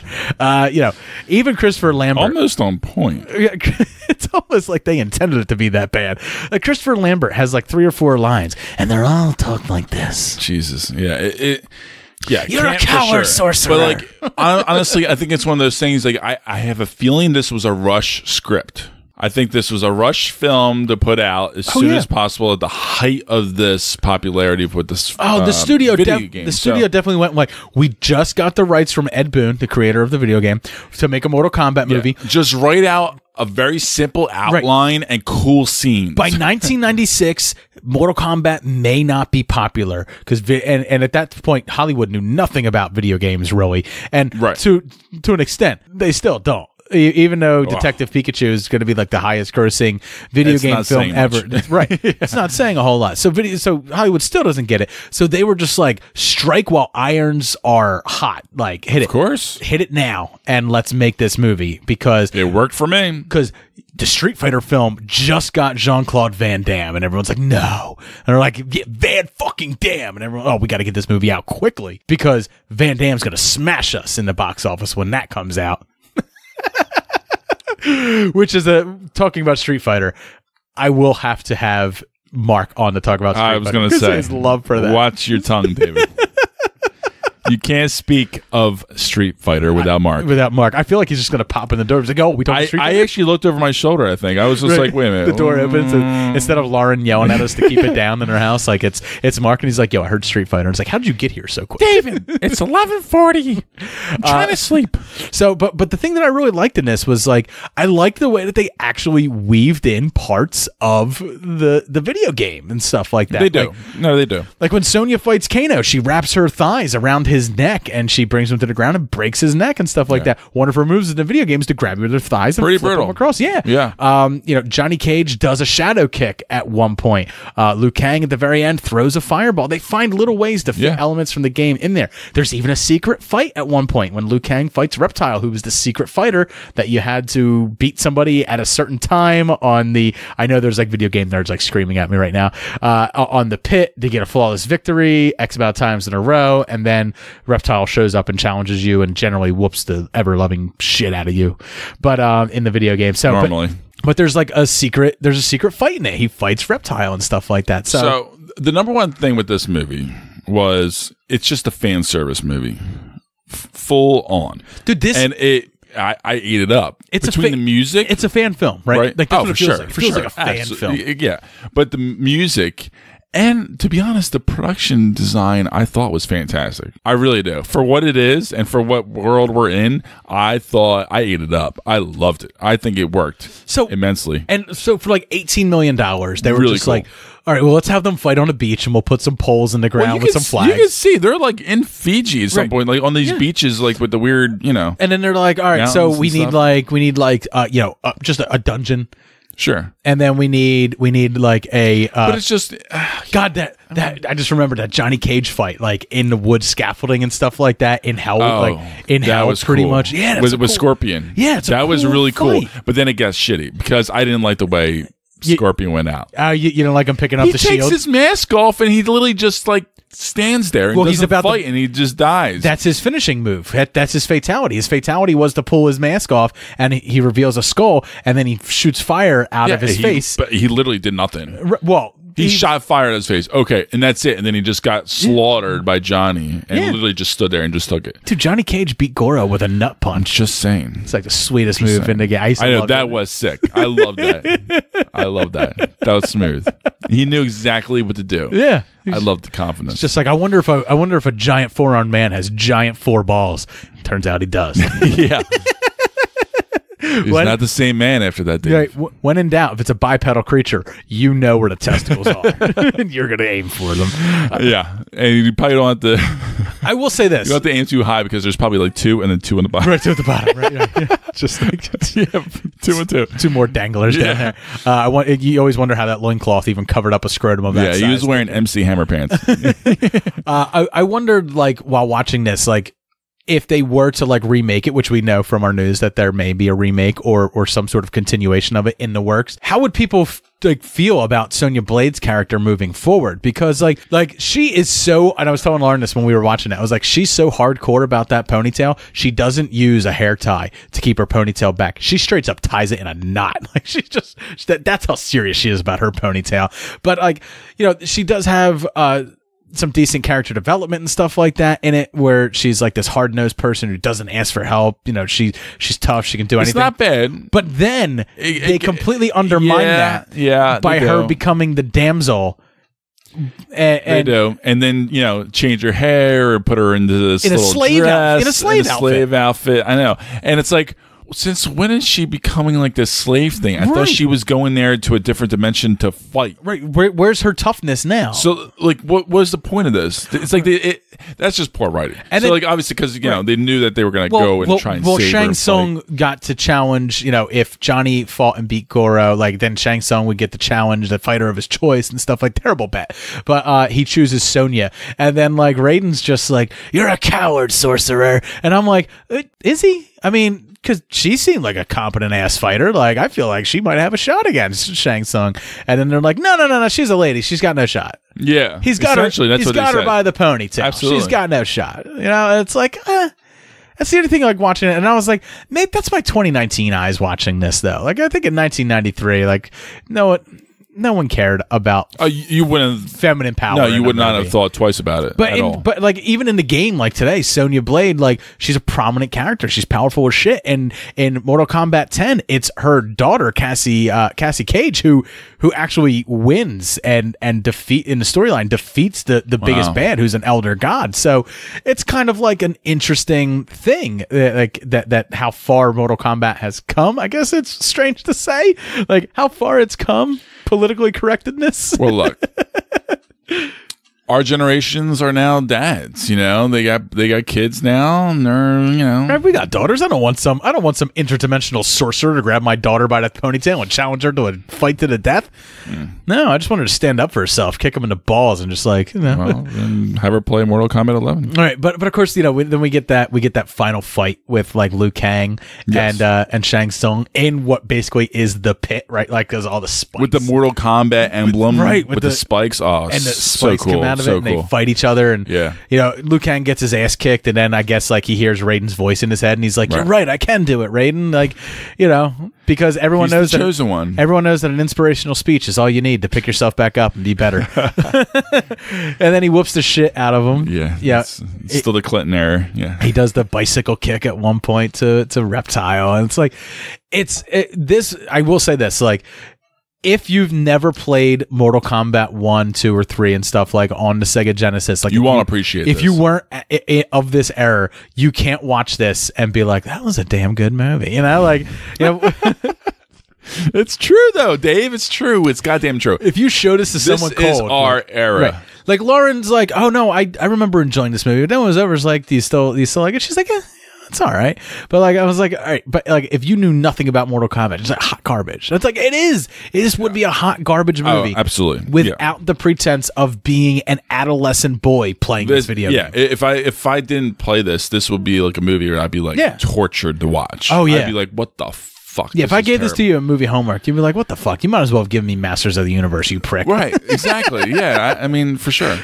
But it is martial art porn, and it's a lot of fun, a lot of nostalgic stuff with the video games, and just being in that era, because this was one of those. This was the first movie of its kind that came out that I was at the proper age, and it was made for me. Right. We were on the precipice of puberty, and it was kind of cool. Yeah, it was just the right time for us. Now, very cool, actually. You know my disease. You know that because I watched this, I had to watch Mortal Kombat Annihilation, and holy shit.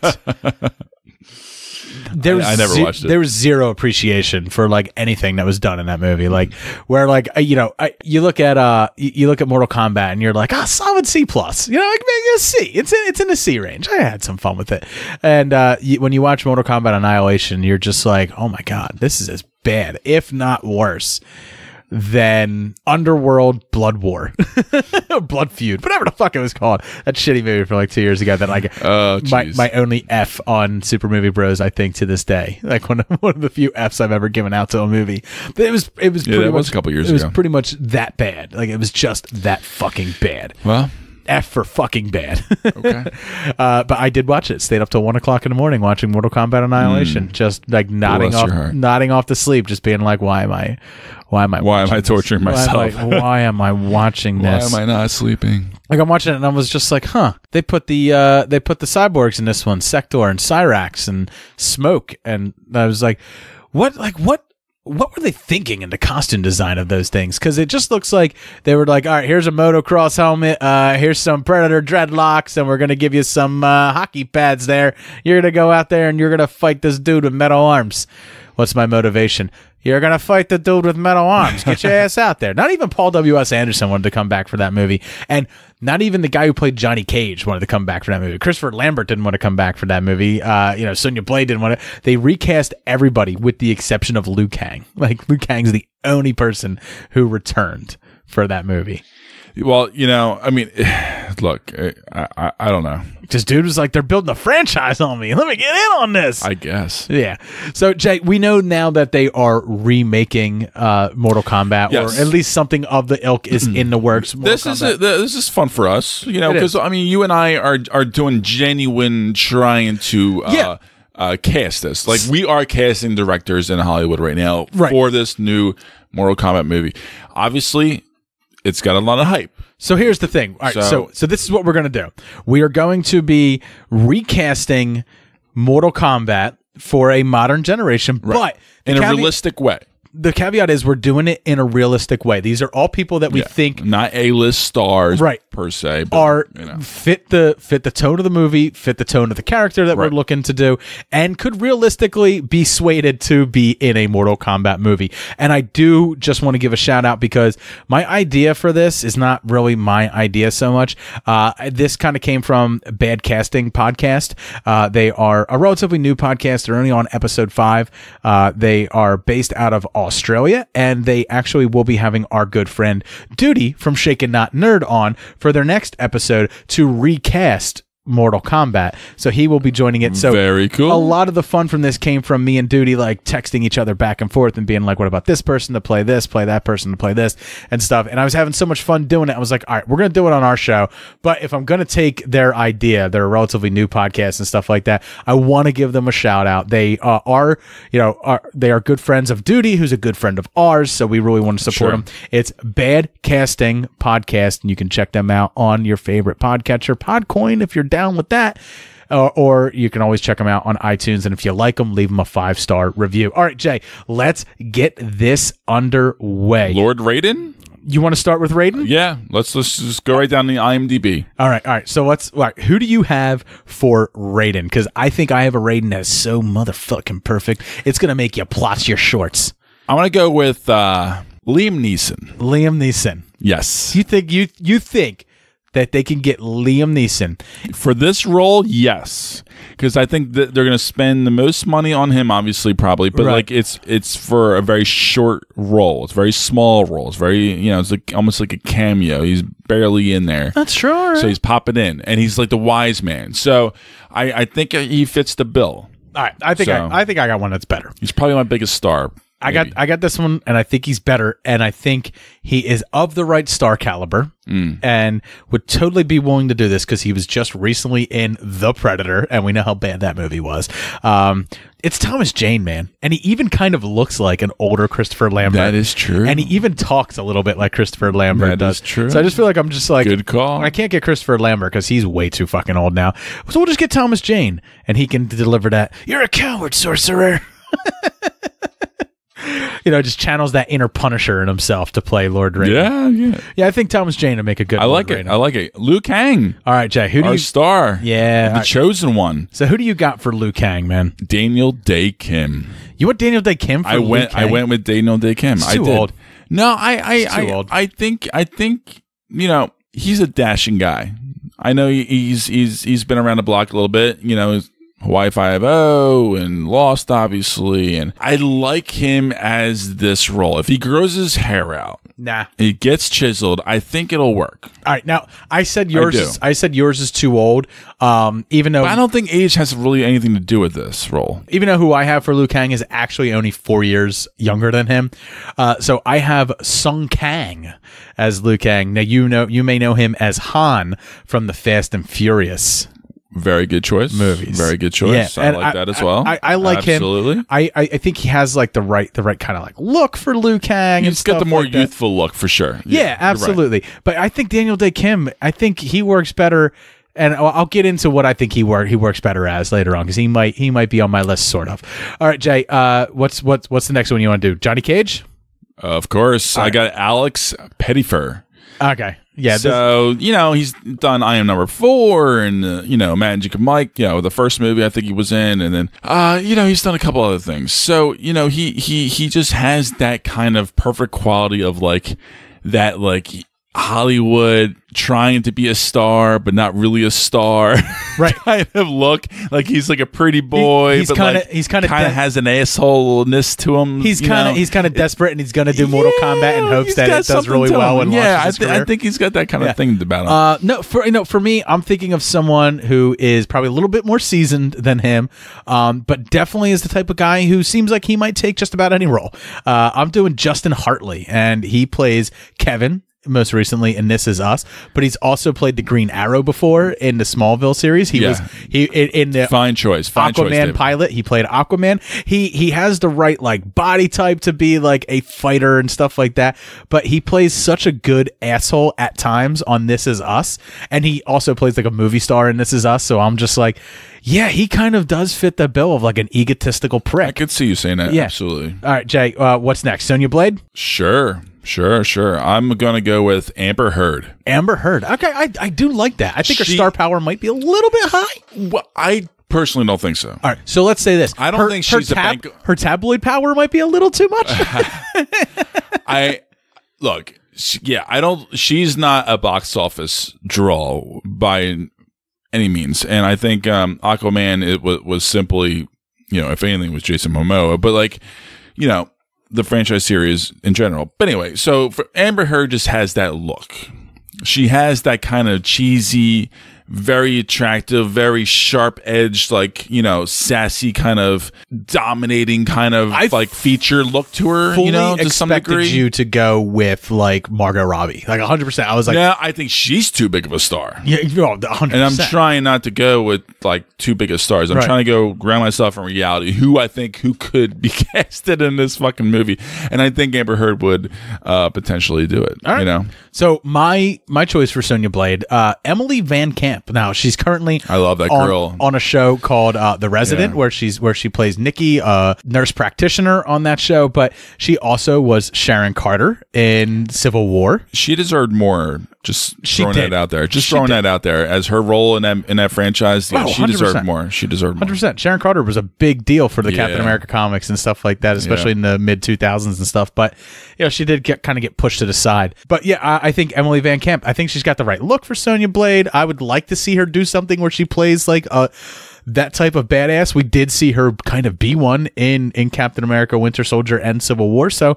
I think she can do the secret agent, the special ops type person pretty well. All right, Jay, the next one, you want to do Shang Tsung? Sure. I'm going to do with... I'm actually going to go with Ken Watanabe. Ken Watanabe, yeah. I know he's normally the good guy in U.S. cinema. Right, yeah. But I think he could be a good bad. Oh, 100%. You know, he's just that certain kind of age. He has those eyes. He can have that menace come out. He's so I played think, a gangster I before. think it'll be fun. Right? Yeah, Like, yeah. I think he would do well. All right. I think he would do well. This is hard because I do love that villain. This is really hard for me because I can't see Shang Tsung as anyone else than Kerry Takawa. I don't blame you. I kind of just want him to do it again. High five. I love it. I love it. I kind of just wanted to let's just put a wig on him and put. But if he's too old, like let's say he's too old and he can't, and Kerry can't return to do it, then I would say Daniel Day Kim as Shang Tsung, as the younger version. See, my boy, I think he has too much of an innocent look about him. I don't think he has that bad boy. I don't know look. I think he could play a bad guy, dude. In the whole first 2 seasons of Lost, he was a bad guy, right? Like you didn't like him. He seemed like this abusive asshole who like whooped on his wife and shit. Yeah. He just seemed very stern, very conservative. Yeah, right. None of those qualities that would be in that a bad guy would have. Bad guys aren't stern or angry or anything. All right, final one, Jay. For the actors, I do have a few that I want to throw out there after this. But who's your Kano, man? Because there has to be a bad guy for Sonya Blade to be chasing down, and Kano is, of course, kind of a big part of the video games, part of the original cast in the video games. We're not going to recast Sub-Zero or Scorpion because they just wear masks, and you just got to get some awesome stunt guys to do it. But Matt Dillon, huh? Yeah. All right. Just throwing it out there. That's weird. I just watched Something About Mary this week too. I just find he has that sensibility that can throw out some cheesy lines. All right. And this role requires that. And I think he can ham it up and have a good time with it and play that role. But there's people out there that can do it. I mean, obviously, but I have one who can do it. Okay. And Kano's Australian, and this guy's Australian. He is the third banana in the Helmsworth Brothers trilogy. Luke Helmsworth. Wow. That's a great choice. Yeah, he's like the ugly Helmsworth, right? Like, technically. Right. He's a good-looking guy, but apparently he's the ugly Helmsworth. Like, he's not Liam, and he's the ugliest, right? And he knows it. Ugliest Avenger. Watch him. Who knows? He might have the biggest dick out of the three of them. Who knows? But I'm saying, I think he's got like the right like I think if he like grew like a little bit of like a beard and you slap that metal eye on him. I've heard a lot of people say that they want him for Wolverine. I've heard that too. All right, Jay. Now, just real quick, there's one other one that I want to list off here. And if they were to bring Jax into it. Now, a lot of people think that Jax is the guy that fights and is killed by Goro in the original movie, and Shang Tsung steals his soul. That's actually a guy whose name is Arden, and he is a guy that Johnny Cage is familiar with. It's not actually Jax, but you do see Jax in the original Mortal Kombat movie. He is with Sonya as she's tracking Kano. Just before they get on the boat. She actually refers to him as Jax right there. And he doesn't show up again until Mortal Kombat Annihilation. But when I played the games, when he came out in Mortal Kombat 2, he was actually my player. Like, I used to play a lot as Sub-Zero and Scorpion, but in the second game, once I could play as Jax, he was like this big brawler. He used to do these awesome grapple moves and bash people with his fists. I think I have a good one. Ray Fisher. Okay. From Justice League, and Batman v Superman, playing Cyborg. I got one better. I think, he's at that age, and I think he's of that, he's gettable, so I think he would actually sign up for this. He's gettable, or he could get it. Is that what you're saying, Jay? You're like, yeah, he can get it. I have one better. I got Trevante Rhodes, man. Oh. So he was into Predator this year. That's my Idris Elba. Right. And he's a sexy motherfucker. And so he was in the Predator, and and we said it during our review for Predator. As I adjust myself in my pants here. And we said it during our review for The Predator. He was the best part of that movie. He was. He actually was. Yeah. He was the best part of that movie. He was just in Bird Box with Sandra Bullock, where he played the boyfriend role in that. I really enjoyed him with that. He was one of the better parts of that movie. He seems to ground his characters pretty well, and have good moments. And he has the masculinity. For you, he was in Moonlight. For me, yeah, and exactly. That's how I knew him, and I loved him in that role. He was a great. But I think he has a swagger that works for Jax and stuff like that. Like, I could see him in that role. Now, Jay, who would you like to be the writer of this film? Matthew Vaughn. Okay, wow. So you're going bigger than I thought. I went. Okay, so I went big with the writing and directing. I went squad. big. I went big too. So sort of. I think that I didn't go with him as a director. I went with him as a writer because I think he can write out an interesting, fun storyline, and I think he's good with knowing the property and knowing how to fan service but also deliver a quality movie at the same time. Oh yeah. So find that balance, that happy balance, So I think that was my choice for that. All right. And then who's your director? Because I'll get into my writers and directors. Andy Muschietti. So he's the one of Andy Serkis, because you loved Mowgli so much. I haven't not seen that. Yeah, but remember, you were the one who was all about Mowgli when it was coming out, and I was the one that's like, I don't even want to do a trailer park for it because I don't care about it. I know. I try to give it the benefit of the doubt. Yeah. And then it came to Netflix, and you're like, oh, wow, no one cares about this movie, huh? I never even saw it even come on the radar, practically. It literally came and went. Yeah. I feel bad. All right, so they lost a lot of money for that movie. Fair enough. Andy who? I know, you just jumped into Serkis. I'm like, who the fuck is, what are we talking about Andy Serkis for? It's the fucking director of It. No, I don't like that. No? Now he's meant for bigger things than Mortal Kombat. Motherfucker, this is what I'm saying. Like, I think they could do something fun with this. And like, he can pull out like a great. After watching It, I don't think like, oh, he's got fun written all over. He does. He knows the property. That's the thing. Like, he knows the franchise. He knows what he's working with, and he knows how to deliver it and put it on screen for the visual side for us to enjoy. And I think he would be able to pull that on screen for us again in Mortal Kombat, like the true fans of Mortal Kombat. Okay, fair enough. For me, my writer is Phil Lord. Okay, another guy who who's really good at like just getting properties and stuff like that. Sure. And my director is David Leitch. Now, he was the director of Deadpool 2. Okay, yeah, all right. That I could see that. Yeah, I could see that. That's like a team. That's more of a B action movie type director. Proper B movie director. Yeah. And I have no delusions of grandeur like you do, sir. I think that this would be a very. I told you I went a little bit more adventurous with my behind the scenes people. And then this would be produced by James Wan, clearly, because he's the producer. And like, this sounds like a cast and a writer and director team that James Wan would put together. Like, that's what it sounds like. That's why I put together Matthew Vaughn and Andy. Yeah, he's James Wan. Exactly. Yeah, because of James Wan. It works. All right, so I'll put up $1 billion, motherfucker. I'll put up a Twitter poll for Jay's. Yes, who do you think who has the better fucking thing? Who is the better? My god, I love this. Yeah, I can't wait for this list. I'll put up a Twitter poll. We'll answer it next week. We'll have people leave comments, and we'll have a question of the week for the first time in a long time. So that's going to do it for Super Movie Brothers tonight. I want to thank you guys for taking a trip down memory lane as we talk about Mortal Kombat. A lot of fun, guys. Thank you. Had a lot of fun discussing the trailer parks that we did. If there's anything that we talked about in the show that you would like to comment on, please reach out to us on Twitter at SuperMoviePod. Go reach out to Jay on Facebook, Super Movie Bros Podcast on there. There's actually 2 Instagrams that are going on out there right now. Jay is doing the beer review one. Super Movie Bros Beer. Yeah, and then I am also running the movie cocktail one. You can reach out to either one of us on there. We just drop little things here and there for you to comment on. We're always happy to talk with you guys anytime you want to reach out to us.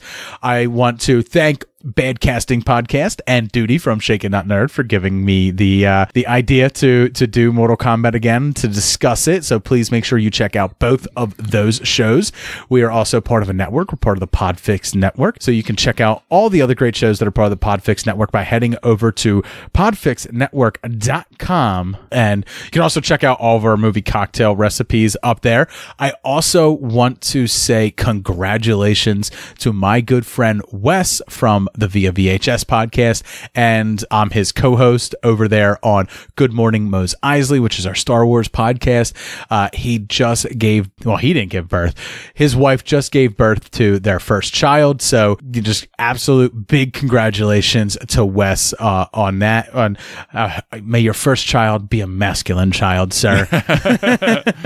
And then, of course, we have a sponsor. They are Blowfish. You can get your very own hangover miracle cure at 4hangovers.com using our promo code SMBFish. I want to thank all of you guys for listening. Thank you very much. Have a great night. Cheers. Cheers.